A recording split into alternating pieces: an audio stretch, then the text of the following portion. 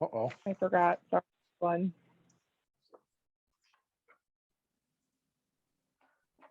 If you see that one there, Alder Mhm. Galvin, it says that officials can confer with any covered person if it's in the course of their duties as a representative. So I think you're covered in that sense, that you can confer, you just can't unduly influence or coerce. And the other part of that section is about trying to supersede the supervisor's authority. So as long as you're not doing either of those things, influencing or coercing unduly, or superseding the authority of the administrator Okay. or the administrative supervisor. Well, that's good. And then we've got it in there. If someone comes in with a complaint, we can say, nope, G applies to this matter and it's good, or yeah, K applies to this matter and that's bad. All right, I like that. I agree. I have a question on a section, page Yep. 6. If you look at page 6H, solicitation of funds. So as a city, I can tell you as a city employee, I try to get private money whenever I can to save tax dollars, right? So if Mhm. we have projects, community center, for example, or something like that, where we may have someone that we know may donate dollars, is that something that needs to be approved? Like, how does that work? Because I see it says, unless authorized to do so in their official capacity by ordinance, resolution, or rule of the city. What is rule of the city? That's a question for Lindsay, I think. I don't know whether I don't know No, whether the, city employees, we work with a lot of people who love the city and they want to do projects with us, and right. they may say, hey, I'm looking for this kind of a project, and Yeah. here's some money. I guess I don't know I think an order from the mayor would be what I would call a rule of the city. That's sort of like an administrative rule, or a department head could issue some kind of a policy that would probably be a rule. I think if I were in your shoes, the bigger the potential project, the more you'd want to get a resolution from the From council that council? says, yeah, go ahead and solicit $5 million for this, special city project. Okay, If that's you're not what done happens with- now. This was put in here so that there's some sunshine. Because the concern is, the mayor calls up, I don't know, whatever corporation, some paper making company up there and says, boy, we got this big project going. Can you give me X dollars? They're going to think, if I don't cough up money here, the next time I want something from the city, there's going to be, I'm not going to get it. So Gotcha. if there's a resolution that says, yeah, the mayor can go out and solicit for this project, or Cheryl can go out and solicit, then everybody knows about it, and it's less likely to be a problem. Yeah, we usually, that's- like, donors usually call me. Yeah. Like, they call us, hey, I want to work on some kind of specific homeless project, for example, and we want to fund it somehow. Yeah. So, okay. Well, and you could certainly get a resolution that gave you a broader authority to just generally, accept donations for these kinds of projects. Yeah, I know the police department had a canine dog, and I think even the money for a squad car donated to them if they created another position. And I thought they came to council, because there's, you had to hire, you had to create a position with another cop and all this other kind of stuff. But I mean, people do that kind of salon. Cheryl, from the housing authority perspective, we may need to consider, once this gets approved, we may need to adopt a resolution by the commission that gives, your position the authority to solicit funds for projects within the scope of the housing authority. Yep. That would cover it then. Mike, I also happen to wear the hat of the chair of the housing authority. I just refer to you as the king of Green Bay. Oh, yeah, right. Not a role I want. No, I got enough to do. But, but that's where we could address that right at the commission level. Yep. yeah, I think that would work. You could do that probably at the redevelopment authority as well, Right. for these types of projects. That would make sense. And then I have another question on page 9. The solicitation of staff for bid. If I'm reading this correctly, Bill Galvin can't ask me to put a sign in my yard, but I can call Bill and ask for a sign in my yard. Yep. Is that correct? That's exactly what it means. Okay. Oh, Wanna make sure. Cheryl. Are you on the, you're on the dime now? I'm not doing it, but I'm just saying, I just want to make sure that's interpreted properly. Well, you So can at call least me the up. You've others got my are aware of number. that, right? Yeah. Okay. Just can't Maybe ask. think of, go ahead, Lindsay, what'd you say? Oh, I just said Cheryl, you just couldn't make that call while you're at work. Right, Yeah, right. right. Lindsay, I just thought of this. In addition to elected officials, should it also regulate candidates for elected office? I mean, as it's written, Bill can't call an employee and ask if they want to sign, but the person running against him could. Oh, yeah. I don't have a problem with that. I think that's a question best suited for the board, but I don't have a problem with it from Yeah. the law department's perspective. What does I'll the be board honest with think? you. I'll be honest with you. I don't have a problem either if someone who's not an employee and is running against me calls city employees or, asks them to put up a sign. They're not an elected official yet. I mean, that's, Okay, I don't have an issue with that. And I've had employees that I've asked who told me they're not comfortable doing it, and I respect that and I understand it. Because, if I was an employee and an alder was starting to poke their nose in my business, you get concerned. And, granted, we know there's a lot of things to stop any kind of coercion or undue influence, but for that employee, they can't be absolutely certain about that. And so I would have no issue with it, to be honest. okay. Any other questions? Do you have any more, Cheryl? Don't think so.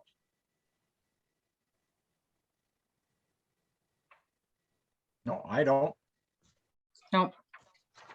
I do have one question, not about what's written here, but someone was asking, does this replace the code of conduct?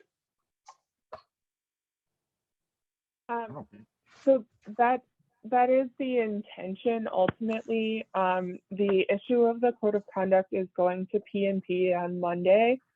And the recommendation from the law department will be that the committee and ultimately council vote to repeal the code of conduct. And if the council so chooses, replace it with more like internal operating procedures, that would be something council would enforce against itself. But not something that would come here in front of the ethics board if complaints were made. But that will be discussed in more detail on Monday. Okay. But that's one of the reasons that we did ask Attorney May to include so much of the code of conduct in this ethics code, the parts that are actually enforceable under an ethics code, because there are issues with the kind of subjective language that's used in the code of conduct. And so, especially since we don't have any complaints pending under it right now, our recommendation is to repeal it entirely. And that's also why they're going, this ordinance and the recommended repeal are going to council at the same meeting.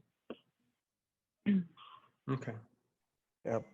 That was my recommendation, was if the council members want a code of conduct, they should adopt it and enforce it Yeah. against themselves, rather than trying to involve the ethics board, which really they aren't ethical violations. There's something else that Right. the council may want to take up or may not. I don't know. Well, and I agree. That puts it on it puts it on the shoulders of the council to decide if one of their members needs to be put through a quasi judicial hearing. And if they choose to or not to, it's the electorate that will decide if they did the right or the wrong thing. So if they choose not to take any action and they allow inappropriate behavior to continue, and there's no other laws or the code of ethics doesn't apply to what's happening, then it's on the shoulders of the alders to explain to the people they represent why they did or didn't do something and suffer the consequences therein. Yeah, And that was takes our it off thinking our too. shoulders. Yeah. Lindsay, what's the time frame for this? When do you anticipate this might go to council? On the 30th, so already at the next council meeting, which is scheduled for the end of this month on August 30th. All right, I just want to make sure because I'm going to be gone most of October, but I'll be around, so I'll probably attend that meeting just Most of And- August. as chair of the. And you don't August need, 30th. you don't need me at that meeting, correct? I will consult with Joanne. Okay, My initial instinct is no, but I'll have to confirm with Attorney Bungert. okay. I have one more thing we should add on page 11. We probably should call the housing authority, the Green Bay Housing Authority. That's actually its name compared to just housing authority, because it looks like you're specific on the names of your commissions and boards and authorities. I'm sorry, Cheryl, what page? Page 11, under 11. 6 authorities. It's the Green Bay Housing Authority is the actual name. So there's kind of like a silent Green Bay in front of the titles of each of these boards and committees and commissions, Okay. which is why some of the other ones that are actually referred to with the Green Bay in their title more commonly, like the Art Commission, I can't think of the word, Public Arts Commission. Public Arts Commission. Um, I was just thinking 'cause there's a Brown County Housing Authority. So I was to differentiate the BC and the GB, but that's okay. That's fine. It's All entirely right. up to the board. Cheryl, now that Cheryl brought that up, I'm going to really throw a wrench into this because under the housing authority, the city also has where the housing authority commissioners serve on a separate entity called, Cheryl, remind me, Green Bay. Green Bay Housing Authority Properties 1. Yes, Green Bay Housing Properties 1. I knew it was something like that. So should we make that comply with this as well? I mean, it's a 501c3 corporation that administers some housing related activities. I guess the question I would act is whether you think it's a public body. You know, We under do, the open meetings and records law, would you consider it a quasi-governmental corporation? Because if it's a 501c3, I immediately think, well, that's a private entity. That's not, but Right. you might be, Well, there are do- there are cases about what constitutes a quasi-governmental authority, and then you're pulled back in. yeah, so we do publish our minutes and our meeting notices, and we do attempt to comply with the open meetings law.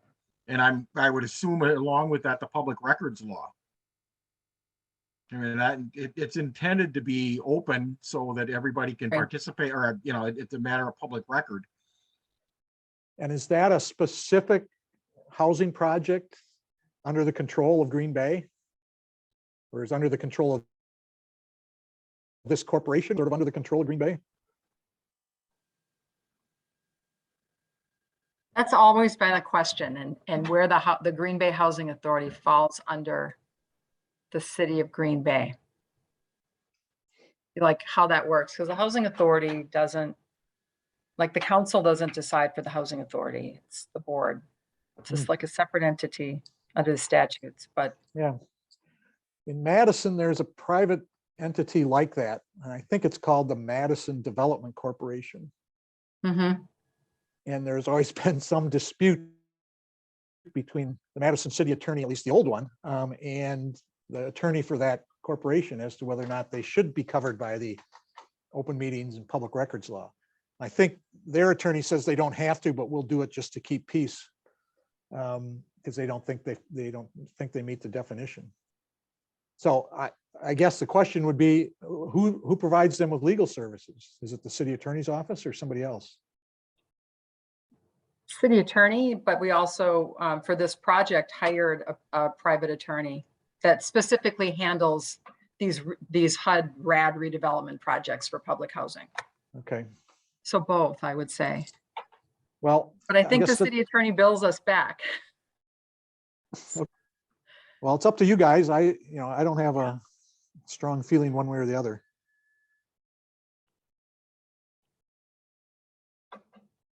I don't have a problem with it being added, Bill. I guess we could talk about that. I don't see a problem. We handle everything. We do it. We handle it like the housing authority meeting. So we want to Okay. be very transparent with everything. So Okay. Lindsay, can you get the actual name of that and put it in there if they want to? I'll email it to Sure you. can. Thank you. Is it technically an authority? Would that be the most appropriate place for it to go? Or would it be like a subsection under the authority or the housing authority? It's like a subsection under the housing authority, I would say. It's made Yes. up of the same members of the housing authority for the sole purpose of housing authority work on the specific project. Okay, so then you could just add housing authority, including whatever the name of this other corporation Okay. is. And the question about why we don't call it the Green Bay, maybe, maybe up in subsection A where we're talking about who has to disclose. So nobody thinks it's the Brown County Housing Authority, where we're talking about think any that's gonna board, be an- commission, or authority set forth below. You could say any Green Bay board, commission, or authority set forth below. Yeah. That works. Everyone okay with City of Green Bay? Yes, that's fine.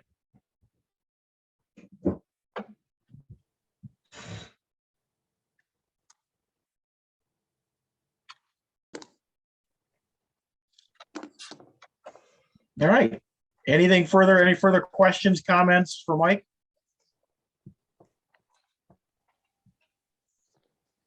No? Nope. All right. All right, then looks like we're ready for adjournment. I don't think Do there's we need a anything. motion to approve? Oh, yeah, that's Uh, right. we have, the floor is open, first of all. I don't know if anyone on the call may want to chime in with any comments. If not, then a motion to close the floor would be appropriate. Okay. I'll make a motion to open the floor for interested parties to speak. It's I already think open. it's open, It's our- isn't it? Yes, it's already open.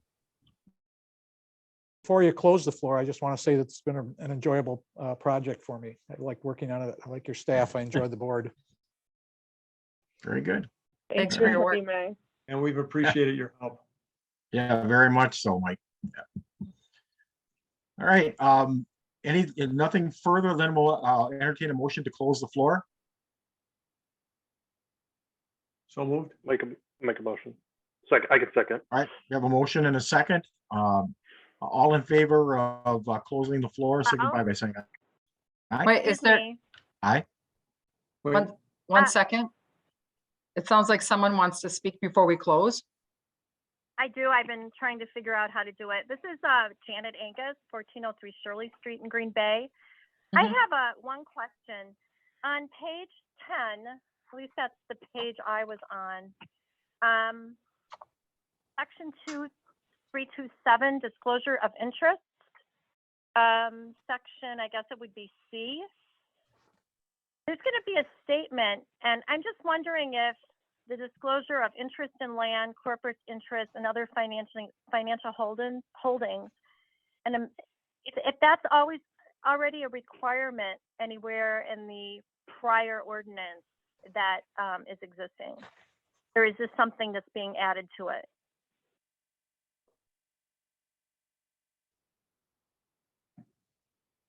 Hello? yeah. Yep. I was Well, gonna say, I my just had a- recollection is that it is in the existing ordinance, but I'd have to go back and look. I've been signing that form every 2 years when I get elected, so, and I think that's taken directly from state statute, isn't it? I think the form Well, I is. was just, I was interested in the interest in land and the corporate interest, and then also other financial holdings. So, is that already a requirement? I was told from other individuals who've run, I did not have enough time to research it, that was not included in the prior ordinance, and that they, other than interests in land in the city, I think that none of these other matters were required for the municipality. They are not apparently required for the county. So I was just curious where that came from and if that was an addition. The current So code does looking at- require filing of statements of economic interest. It includes interest in land on a form supplied by the board, corporate interests,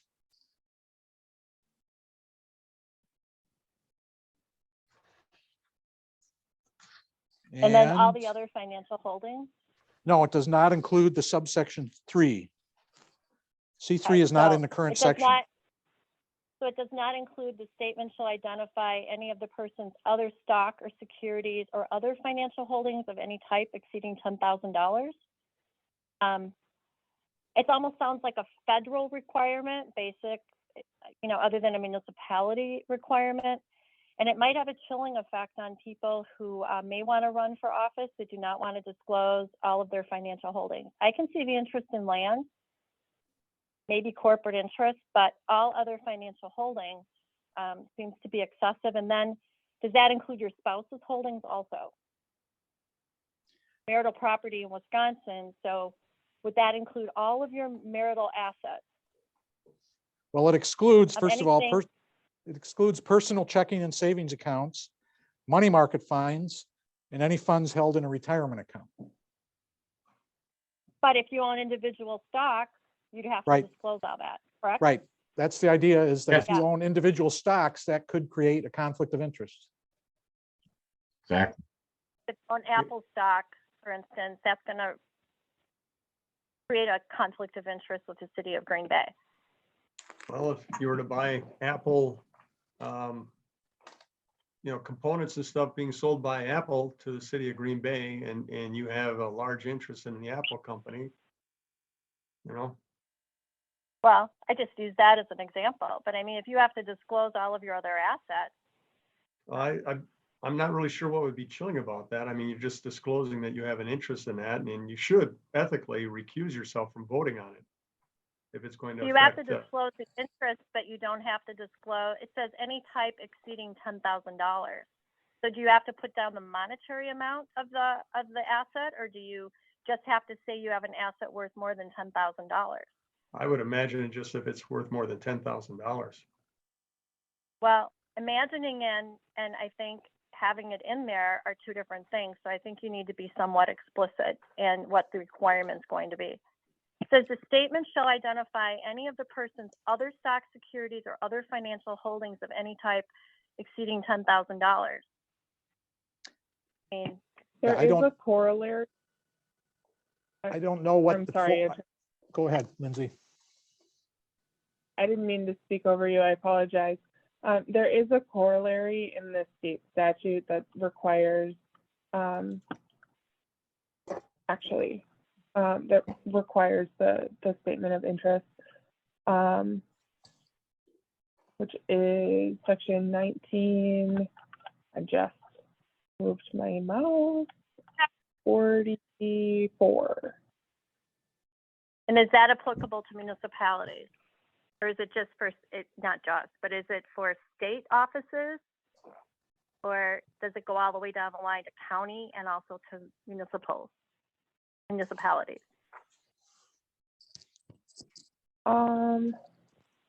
This one may be state.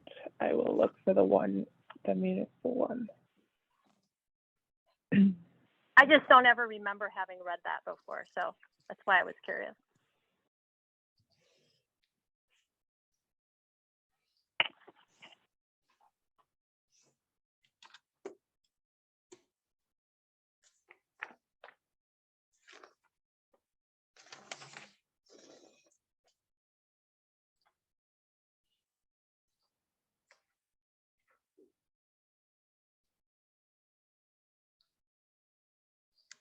Yeah, it does apply to, it's in the code for local officials too, Lindsay. Under 1959. Sub 3, it says an ordinance can include disclosure of everything that's in 1944. It doesn't, it says can though, it doesn't say must, correct? Right. And that's why Okay, we put So- it in here. okay, so you're going to vote to have that in there. All right. That answered my question. Thank you. And Bill, you folks on the ethics board, remember that this says that you prescribe the matter of the form. So if you think it's simply enough to list the company and not how much, that's a decision for you to make.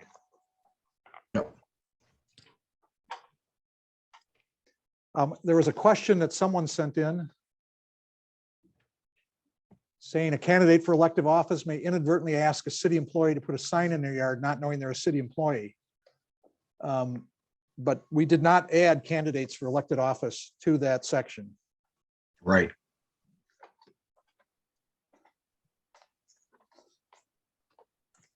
So they're not covered by that provision about seeking to ask somebody to put a sign in their yard.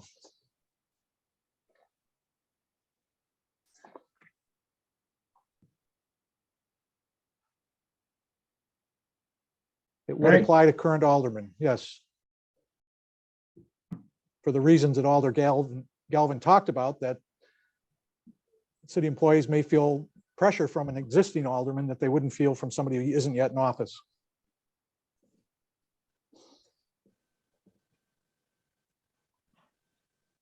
All right, any further questions?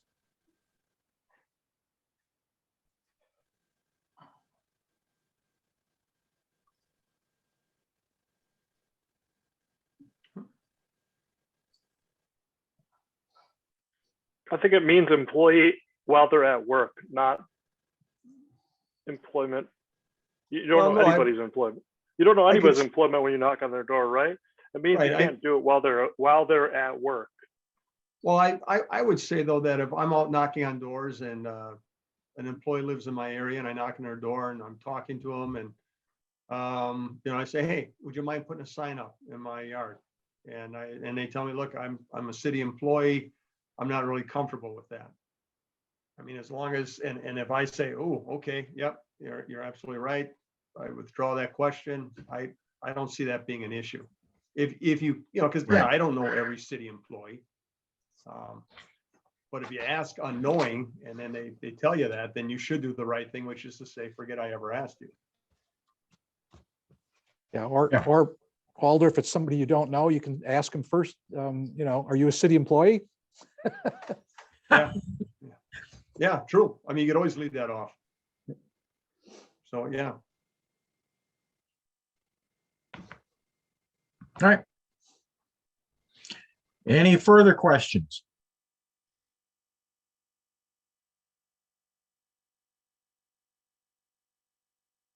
All right. Is there a motion then? Are we ready to close the floor? There's another chat comment that just came in.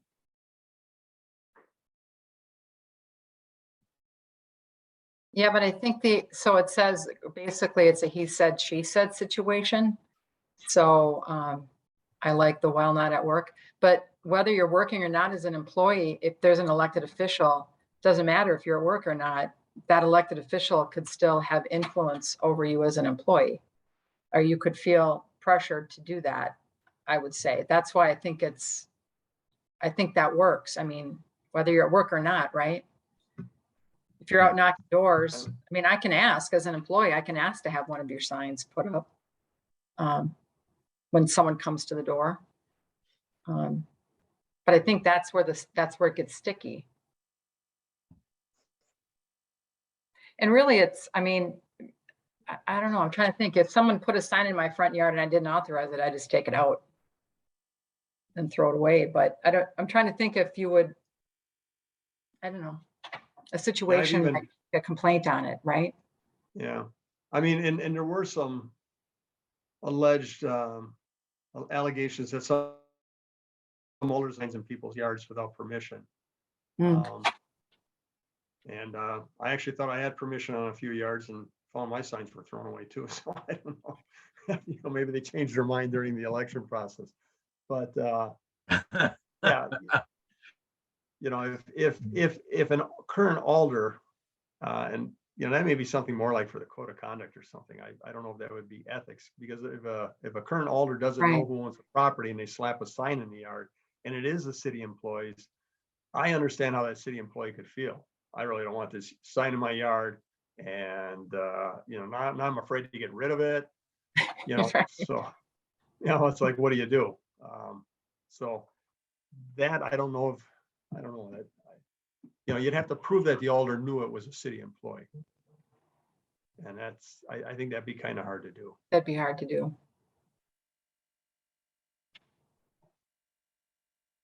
All right. Any further questions? Otherwise, is there a motion to close the floor? Yeah, motion to close the floor. Second, I'll second that.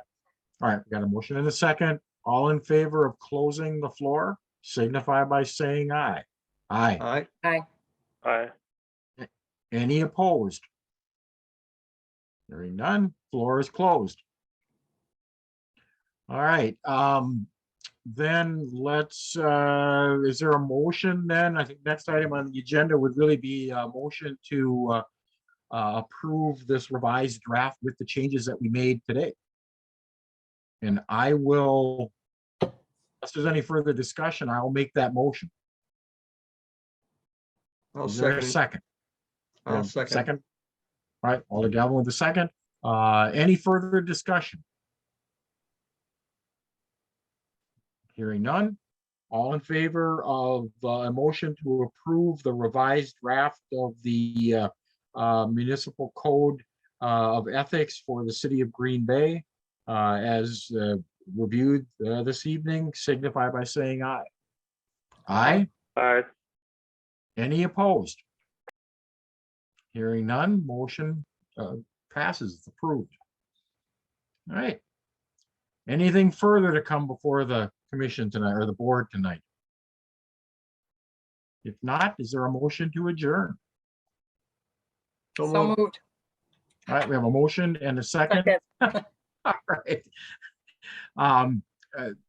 First of all, thank you all for taking the time to go through this. Mike, again, thank you for all your hard work on this, and Lindsay for putting this all together and working this through as well. So I think this is a great step forward in our process for all of this. And I look forward to a certain extent to the repeal of the code of conduct and not having to conduct these hearings anymore. That'll take a great burden off of all of us, I think. So thank you again, thank you very much, all of you again. So all in favor of adjournment, signify by saying aye. Aye. Aye. Aye. Any opposed? Motion carries. And again, thank you all very much for your Good time night. tonight. And Thank you. Thanks, thanks, guys. Michael. Are you on a Good boat, night, everyone. Yes, I am sitting on my sailboat. just in case you had to make a getaway or something? Yeah, right. In case I had to leave in a hurry. All right. Bye-bye, everyone. Good night, everybody.